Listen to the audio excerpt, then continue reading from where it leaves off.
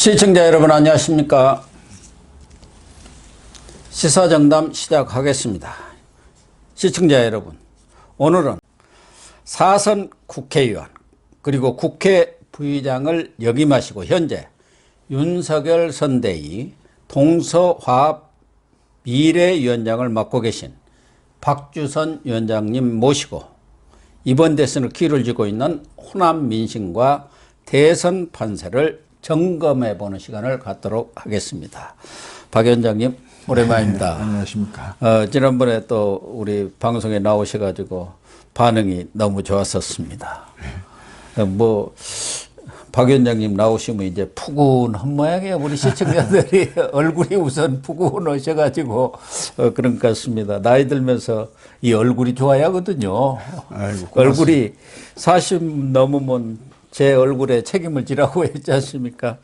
어쨌든 이제 우리 박 위원장님도 동서화합 미래위원장을 맡아가지고 동분서주하고 계시는데 참 대선이 까마득한 것 같더니 13, 14일 후보 등록이 있고 15일부터 본 선거전에 지금 본격적으로 돌입하는데 우리 박 위원장님이 호남뿐만 아니라 또 서울에서도 여러 정보들을 또 듣고 있고 또 여론도 듣고 있을 텐데 현재 판세는 좀 어떻게 보십니까? 우선 문재인 정권의 실정과 폭정에 대한 반사적인 반응이 정권은 반드시 교체를 해야 되겠다. 그 여론은 호남이 아직도 정권 재창출을 외치고 있는 상황에서도 한 60%에 가깝지 않습니까? 그래서 그 정권교체의 지지 여론이 점점 선거일 임박해지자 지금 확산되고 있다. 저는 그렇게 생각을 하고 있고, 그래서 그렇다면 현실적으로 윤 후보에 대한 지지로 결집이 되지 않을까 이렇게 조심스럽게 관측을 해봅니다. 그런데 최근 여론조사를 보면은 윤석열 후보는 그동안 상당히 급등세를 보이다가 이제 완만하게 상승세로 계속 이렇게 상승하는 추세를 보이고 있고 전체적으로 보면은 이재명 후보는 35%에서 1, 2%가 오르락 내리락 하면서 그 선을 못 벗어나고 있어요. 안철수 후보는 한때 17% 갔습니다만은 최근 설을 그 무렵에는 한 10% 안팎으로 뭐 언론 조사에서 쏟아져 나왔지 않습니까? 그때 그랬는데 최근에는 딱 한 자릿수로 이제 고정이 돼가지고 한 7, 8%까지 나오고 있는데 6% 뭐 이렇게 내려갈 것 같아요. 이제 그 국민의당 지지가 한 6% 나오고 있습니다. 그런 거로 봐서는 전체적으로 윤석열 후보의 추세가 여론조사상으로는 아주 좋은 거다. 이제 또 얼마 전에 뭐 언론 이 칼럼을 보니까 한 달 전에 1위를 한 지지율 그 후보 또 한 달 전에 제1위를 한 정당이 진 적이 없다네요. 그런 것으로 보면은 이제 본선거전에 들어갑니다만은 윤석열 후보가 특별한 변수가 없는 한 3월 9일 대선에서 승리할 가능성이 꽤 높다고 봐야겠죠. 우선 그 이재명 후보를 둘러싼 후보의 인성부터 자질, 청렴성에 이르기까지 여러 가지 하자와 결함이 너무 많지 않느냐 여론이 상당히 팽배해 있는 것 같습니다. 그런데다가 윤석열 후보는 정치 입문한 지 얼마 되지 않아 가지고 초기에 좀 실언도 있었고 본의 아니게 정치 공세를 유발하는 그 실수도 좀 있었고 그랬는데 점차 지금 안정을 찾아가면서 이번 토론을 거치면서 기대보다 잘한다. 역시 학습 능력이라든지 판단 능력은 대단한 후보구나. 이렇게 평가를 하는 여론들이 주변에 고조가 되고 확산이 되고 있다는 것을 많이 느낍니다. 그런 의미에서 정권을 교체한다는 여론은 지금 변함이 없이 60%에 육박하고 있는 데다가 이재명 후보는 민주당의 후보임에도 불구하고 문재인 정권에 대한 지지율보다도 지금 여론조사 결과는 하회를 하고 있거든요. 한 5, 6% 예, 낮지요. 문재인보다.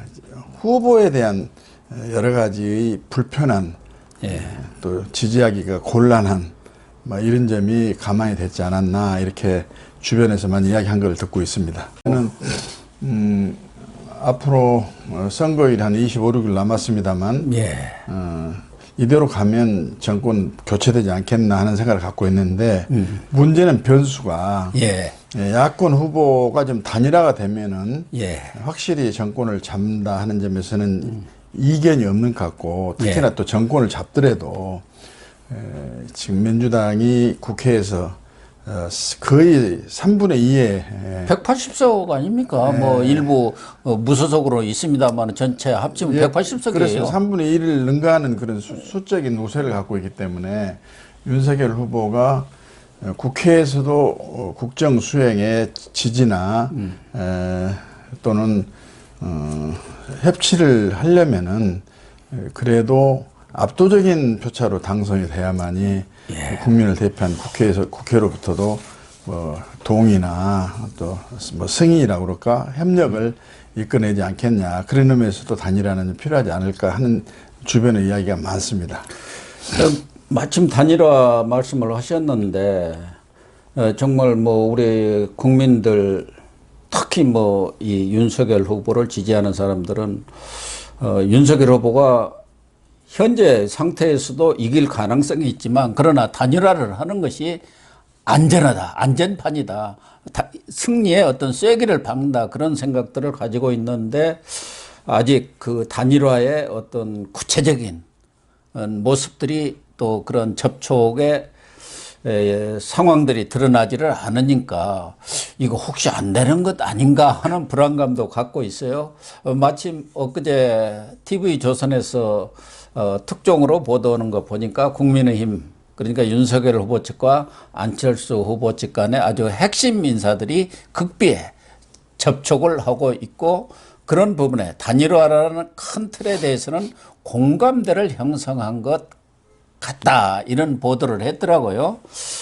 그래서 뭔가 물밑 밀사들이 좀 오고 가는 것 아닌가 하는 생각이 드는데 또 당연히 그렇게 되겠죠. 윤석열 후보가 중앙일보와의 인터뷰에서 커피 한 잔 마실 시간이면 다 이루어질 수 있는 것이다.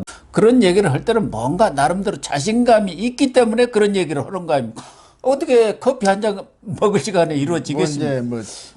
윤 후보 개인의 자신감도 자신감이라고 볼 수 있겠지만 그보다는 안철수 후보도 정권 교체에 이견이나 이론이 없다고 저는 생각합니다. 그러면 정권 교체를 이루고 가기 위해서는 두 분의 후보가 합심 협력을 하는 것이 절대 필요한 상황이 아닌가 이런 생각이 이제 들고 또 하나는 정권 교체 여론이 60% 육박하고 있는데 그 60% 여론은 안철수 후보와 지금 윤석열 후보 지지율을 합해놓은 거나 거의 비슷하거든요. 예, 그렇습니다. 근데 이 정권 교체를 해야 된다는 절체절명의 과제 앞에서 국민들의 여망을 저버리고 이게 후보 단일화를 하지 않는다 하는 것은 설령 어느 한쪽 후보가 후보 단일화 없이 승리를 한다 할지라도 그것은 어디까지나 가능성에 불과한 거고 가능성은 언제든지 불가능으로 판명이 돼버릴 수도 있는 거거든요. 그래서 우리 이 정권 교체를 바라는 국민의 여망에 부응하기 위해서라도 단일화의 성사는 절대 필요하다 이렇게 생각을 하고 있습니다. 그리고 이제 단일화를 하려면 두 후보들이 오로지 정권 교체를 목표로 하고 또 나라를 살리고 국민을 구하는 것을 목적으로 해서 사심을 버리고 의기투합하고 정말로 국민 앞에 한 사람이 되겠다는 선언을 해야 되는데 그러려면은 시간상으로나 여러 가지 이제 선거법상 여러 가지 문제도 있을 수 있고 그러기 때문에 두 후보가 좀 단판을 지어야 할 그런 상황이 이제 와 있지 않는가 저는 그렇게 판단을 해 봅니다.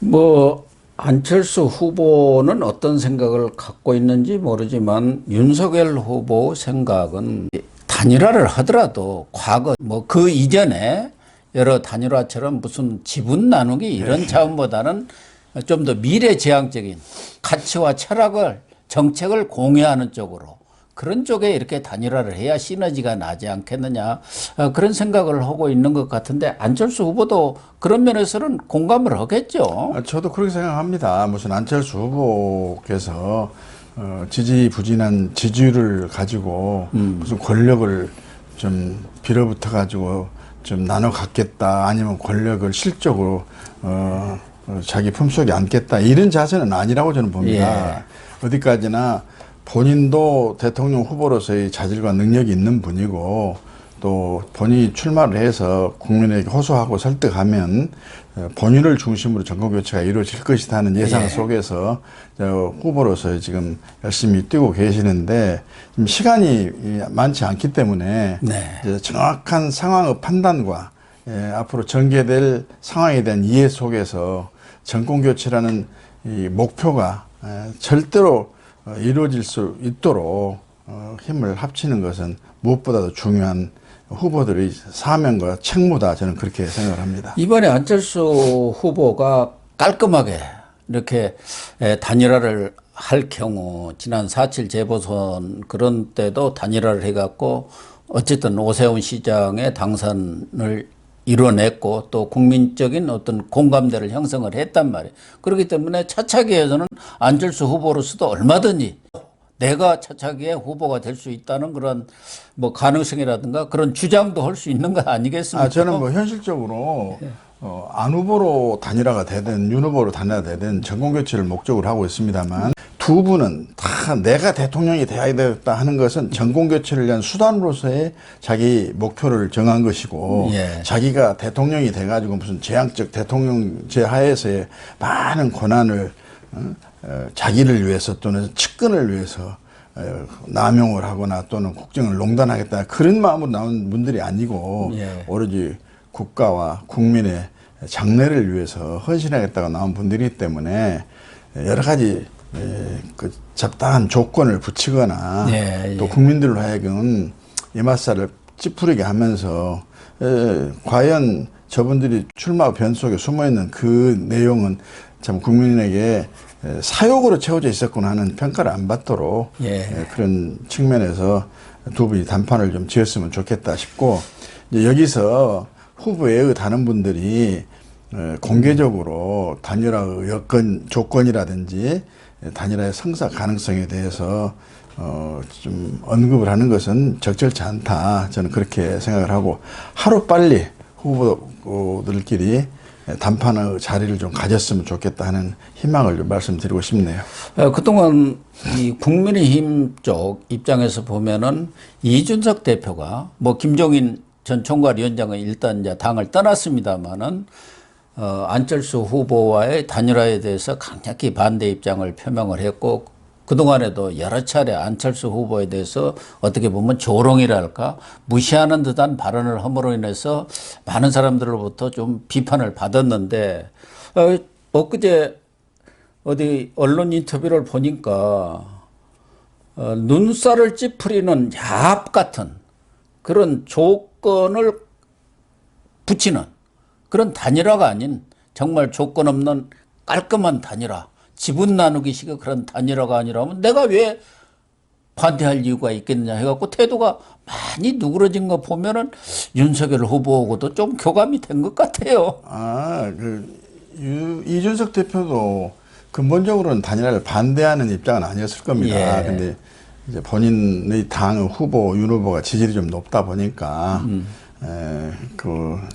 자신감을 좀 표출한 것이었는데, 이제 근데 그것은 자칫 잘못하면 유권자 국민으로부터 자만이라는 오해를 받아서 표심 이탈을 초래할 수도 있는 위험한 발언이었다. 그런데 이제 그걸 수습을 하고 이제 단일화 필요성에 대해서 이제 제 언급을 하는 것은 아주 적절한 대표로서의 언행이었다. 저는 그렇게 평가를 합니다. 그런데 지금 어떻게 보면은 윤석열 후보 입장에서는 이 대선까지 상당히 이렇게 순항을 할 가능성이 높은데 이 단일화도 이른바 역단일화라는 게 지금 회자되고 있지 않습니까? 민주당 측에서 대권 후보만 말고 다 가져가거라 하면서 안철수 후보를 우리 속된 말로 꼬신다. 당근을 그냥 계속 내밀고 있다는 거 아닙니까? 그러니까 모르겠어요. 사람 마음이라는 게 알 수가 없지 않습니까? 과거 정몽준하고 뭐 노무현 전 대통령이 그렇게 단일화하리라고 누가 생각했습니까? 맨날 재벌 욕한 사람하고 단일화도 했기 때문에 그런데, 정치는 생물이라고 하잖아요. 그런데 안 후보는 그 양반은 정치에 입문할 때부터 새 정치를 본인의 소위 말하는 라벨로 내세우고 오신 분인데 민주당과는 지금 현재 더불어민주당 전신인 민주당 때부터 민주당과는 도저히 생각과 가치와 방향이 다르다 해가지고 탈당을 해서 당을 새로 만들고 또 그리고 기회 있을 때마다 정권 교체는 반드시 필요하다. 이게 절체절명의 과제다 이야기를 했는데 아무리 대통령이 되고 싶거나 또 다른 기저의 어떤 마음이 있는지는 모르겠습니다만은 전혀 DNA가 다른 민주당 후보와 단일화를 만일 한다면 그것은 DNA가 다른 것을 합한다. 다시 말하면 이 혈액형으로 보게 되면 서로 혈액이 다른 거 합쳐놓으면 사람이 죽습니다. 죽죠. 괴물이 되든가요. 단일화는 승리를 위한 단일화가 아니라 패배라고 그럴까? 아니면 패망을 위한 단일화라고 될 수밖에 없고. 폭망 단일화죠. 그러니까 그건 막 호사가들이 할 이야기고 안 후보 입장에서도 그건 도저히 수용되기가 좀 어려울 것이다. 저는 그렇게 보고 있습니다. 만일 이제 그렇게 된다면 대한민국 정치는 참 희극이라고 하는 것은 어느 정도 웃음이라 자아내는데 비극 중에서도 비극이 돼버릴 겁니다. 블랙 코미디가 되는 거예요. 우리 박 위원장님은 절대 안철수 후보가 저쪽으로 민주당으로 단일화는 하지 않을 거라고 이렇게 확신을. 그는 안 후보에 대해서 그동안 행적과 은행과 추구하는 가치와 방향을 보더라도 그것은 어불성설이다. 저는 그렇게 이야기를 드리고 싶습니다. 박 위원장님께서 안철수 후보고 당을 같이 했고 오랫동안 하면서 안철수 후보에 대한 개인적인 또 뭐 심성이라든가 정치 철학이다 이런 것은 다 파악하고 계시잖아요. 심성도 착하고 본인이 사심이 없고 오로지 전문적인 실력을 바탕으로 해가지고 나라를 위해서 또 국민을 위해서 헌신하고 봉사되겠다는 그런 일념 속에서 정치활동을 해왔고 준비해왔다고 저는 그렇게 판단을 하고 또 평가를 합니다. 여권 입장에서는 여러 가지로 답답도 하고 참 다급도 해서 그런지 얼마 전에 윤석열 후보가 중앙일보 인터뷰에서 기자들이 물은 것이죠. 이 적폐가 많이 있다고 하면 집권을 하면은 그런 적폐에 대해서 수사를 할 거냐. 그러니까 원론적으로 당연히 수사를 해야죠. 그러나 그 수사는 대통령은 관여하지 않고 시스템에 의해서 하겠다 그런 입장을 표명을 했지 않습니까? 지금 그것을 놓고 문재인 대통령이 느닷없이 경로를 하고요.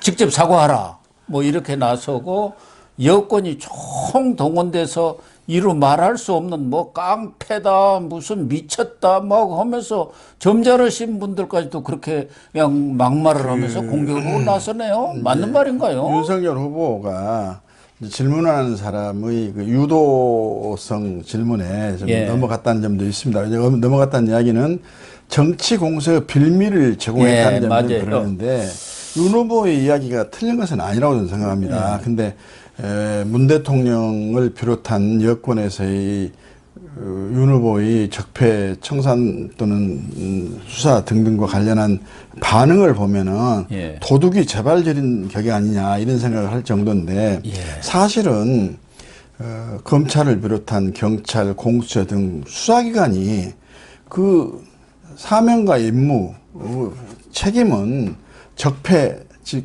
부정부패가 있으면 당연히 증거에 의해서 처리를 하고 또 단죄를 해야 되는 것이 그 임무입니다. 소명입니다. 그리고 헌법상 법률상 의무입니다.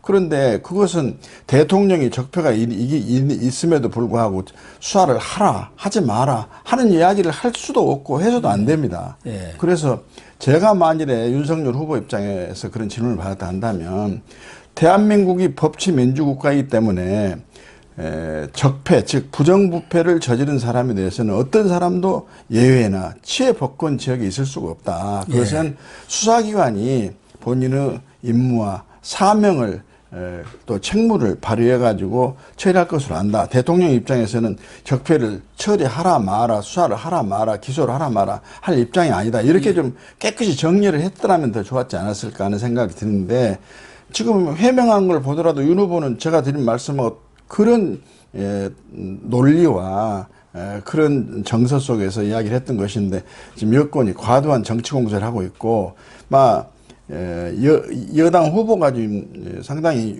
위태롭다고 생각하기는 되는 모양이에요. 네. 뭐 문 대통령께서 직접 나서고 그런 걸 보니까 그것은 그렇게 과잉 반응할 그런 정도의 부적절한 표현이거나 발언이었다고 저는 그렇게 보지 않습니다. 그러니까 여권 입장에서는 지금 이재명을 어떻게든 박스권에서 구출해내야 하는데 나름대로 이제 건수가 잡혔다 그런 거 아니겠습니까? 근데 그건 국민이 판단하실 겁니다. 예.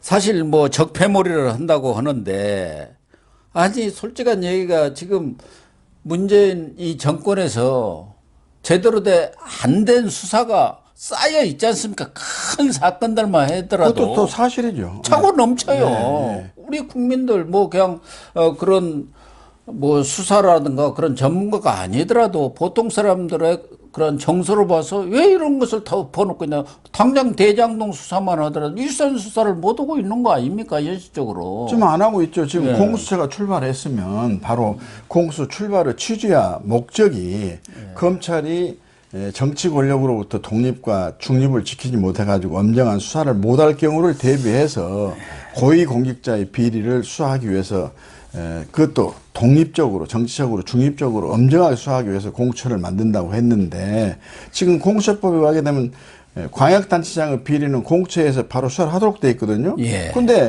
국민들은 대장동이니 또 무슨 백현동이니 무슨 성남 FC 후원금이 등등에 대해서 의혹이 이게 그렇게 눈덩이처럼 불어나고 있는데도 불구하고 사실상 검찰에서는 수사 신용을 한 것에 불구하고 공수처는 거기에 대해 쳐다보지도 않고 있지 않습니까? 지금. 이래가지고 무슨 검찰 개혁을 했다고 할 수 있는 것인지 공수처를 왜 만들었는 것인지 저는 우리 여권에 다시 한번 질문하고 싶습니다.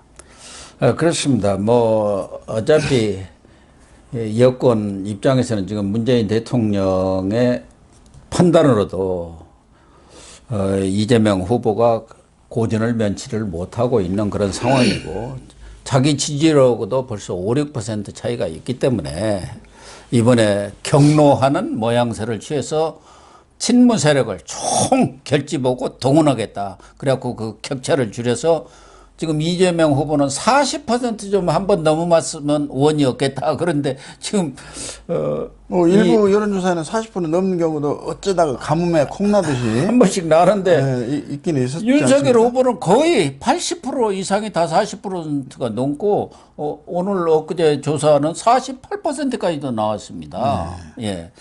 그런 상황이다 보니까 아무래도 여권으로서는 큰일 났다. 이러다 지는 거 아니냐. 지면은 자기들 입장에서는 이거 다 깜빵가는 거 아니냐. 이재명 후보도 그랬잖아요. 나 지면 깜빵간다고. 그러니까 두려움이 있는 거 아니야. 아니 지는 사람이 질 때 지더라도 본인이 죄가 없으면 왜 내가 깜빵 간다 그런 이야기를 스스로 먼저 꺼내가지고 자공을 한 거죠.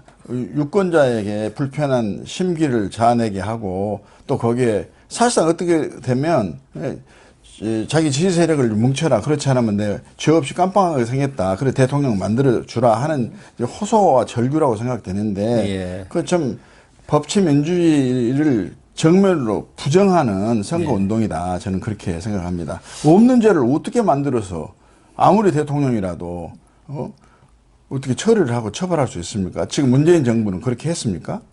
예, 어쨌든 급하다 보면 뭐 대선판에서 지금 이게 무슨 총선이라든가 그러나 국회의원 넘지 선거 말아야 할 금도가 있죠. 예, 우리나라 옳은 말씀입니다. 대한민국 헌법의 정체성을 부정하는 선거운동 아닙니까? 국민에 대한 간접적인 협박이고